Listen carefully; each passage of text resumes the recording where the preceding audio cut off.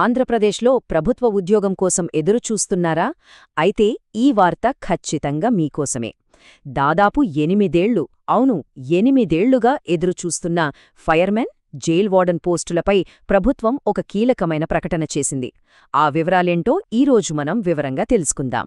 అవునండి, నిజంగానే ఆంధ్రప్రదేశ్లో ఉద్యోగాల జాతర మొదలవ్వబోతోంది.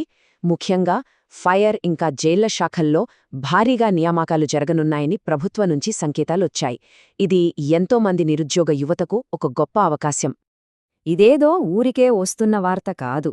సాక్షాత్తు రాష్ట్ర హోంమంత్రి వంగలపూడి అనితగారే ఈ విషయాన్ని స్పష్టం చేశారు. రాబోయే జాబ్ క్యాలెండర్ ద్వారా ఈ ఖాళీలన్నింటినీ భర్తీ చేస్తామని ఆమె స్వయంగా ప్రకటించారు. అంటే ఈ ప్రాసెస్కు అధికారికంగా గ్రీన్ సిగ్నల్ వచ్చేసిందన్నమాట. సరే, అసలు ఈ ప్రకటనలో ఏముంది? మనకు ఇప్పటిదాకా తెలిసిన కీలక వివరాలేంటో ఒక్కసారి చూసేద్దాం. సో మనం మాట్లాడుకుంటున్నది ఫైర్మెన్ ఇంకా జైల్ వార్డెన్ పోస్టుల గురించి. దేనికి హోంమంత్రి నుంచి అధికారిక హామీ వచ్చేసింది. నోటిఫికేషన్ కూడా నెక్స్ట్ జాబ్ క్యాలెండర్లోనే వస్తుందని చెప్పారు. అన్నిటికన్నా ముఖ్యమైన విషయమేంటంటే ఈ 2 డిపార్ట్మెంట్లలో వేకెన్సీలు చాలా చాలా ఎక్కువగా ఉన్నాయట. అందుకే ఈ రిక్రూట్మెంట్ చాలా కీలకం. రైట్. మరి ఈ ఉద్యోగాలకు ఎవరు అప్లై చేసుకోవచ్చు? దీనికి కావాల్సిన క్వాలిఫికేషన్స్ ఏంటో ఇప్పుడు చూద్దాం. చూడండి, దీనికి బేసిక్ క్వాలిఫికేషన్ ఇంటర్మీడియట్, అంటే +2 పాస్ అయి ఉండాలి. ఒకవేళ ఇంటర్ లేకపోయినా పర్లేదు, ఐటీఐ లేదా డిప్లొమా పూర్తి చేసిన వాళ్లు కూడా ఈ పోస్టులకు అప్లై చేసుకోవచ్చు. అంటే చాలామంది యువతకు ఇదొక మంచి అవకాశం కదా. ఓకే, క్వాలిఫికేషన్స్ ఉన్నాయి. మరి సెలక్షన్ ప్రాసెస్ ఎలా ఉంటుంది? అసలు ఉద్యోగం రావాలంటే ఏ స్టేజెస్ దాటాలి? ముఖ్యంగా రిటన్ ఎగ్జామ్ గురించి మనం వివరంగా తెలుసుకుందాం. ఈ రాత పరీక్షలో మొత్తం 200 ప్రశ్నలుంటాయి. అన్నీ ఆబ్జెక్టివ్ టైపే. మార్కులు కూడా 200. ఒక్కటి గుర్తుపెట్టుకోండి, క్వశ్చన్ పేపర్ స్టాండర్డ్ అనేది ఇంటర్ లెవెల్లోనే ఉంటుంది. ఇక్కడ అభ్యర్థులందరికీ ఒక పెద్ద గుడ్ న్యూస్ ఉంది. అదేంటంటే ప్రిలిమ్స్, మెయిన్స్ ఈ రెండింటికీ సిలబస్ ఒక్కటే, అస్సలు మార్పు లేదు. అంటే ఒక్క ప్రిపరేషన్తోనే 2 ఎగ్జామ్స్ రాయొచ్చు. ఇది మీ టైంని, ఎఫర్ట్ని చాలా సేవ్ చేస్తుంది. ఇక చాలామంది ఆసక్తిగా ఎదురుచూసే టాపిక్కి వచ్చేసాం, ఎగ్జామ్ సిలబస్. ఏ సబ్జెక్టులుంటాయి, దేనికెక్కువ ఇంపార్టెన్స్ ఇవ్వాలి, ఈ వివరాలన్నీ ఇప్పుడు లోతుగా పరిశీలిద్దాం. సిలబస్లో చూస్తే మేజర్గా 7 విభాగాలున్నాయి. అవి ఇంగ్లీష్, అరిథ్మెటిక్ ఇంకా రీజనింగ్.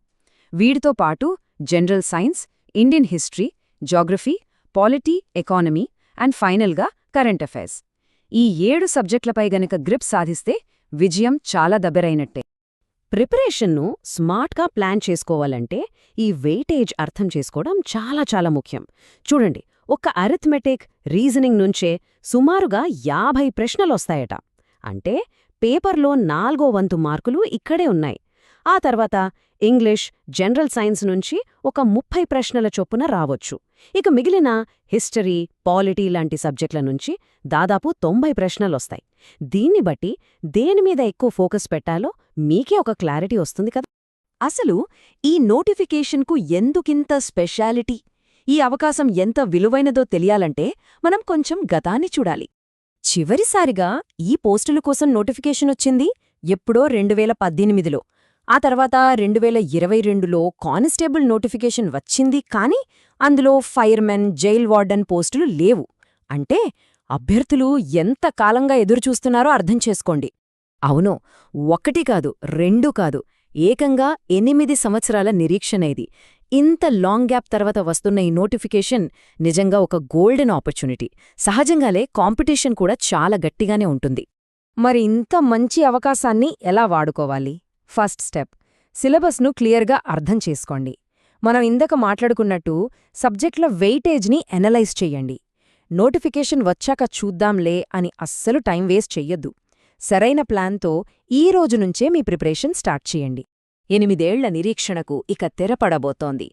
ఈ సువర్ణావకాశాన్ని అందిపుచ్చుకోవడానికి సిద్ధంగా ఉన్నారా? సరైన ప్రణాళిక, పట్టుదలతో ముందుకెళ్తే విజయం ఖచ్చితంగా మీదే. ఇప్పుడే మొదలుపెట్టండి. All the best.